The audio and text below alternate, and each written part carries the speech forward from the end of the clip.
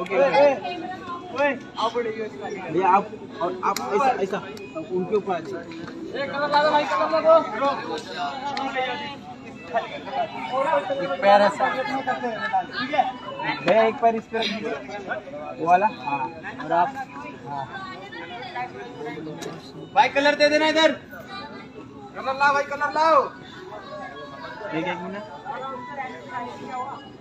चलो mummy bye. अरे नीचे वाली लाइट छोड़ दो, रेड वाली आ जाइए।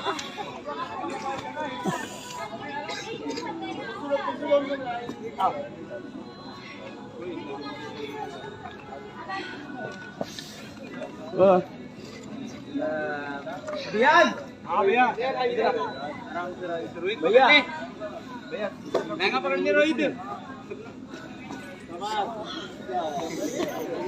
तो दोस्तों आप लोग देखिए कि खेसारी लाल ने शूटिंग के दौरान कैसे कैसे कितना मेहनत करते हैं। तो दोस्तों आप लोग सुपर स्टार खेसारी लाल के लिए आप लोग कमेंट करके अपना राय अवश्य दीजिएगा, क्योंकि इससे हम लोग को भी प्यार दुलार मिलता है। धन्यवाद।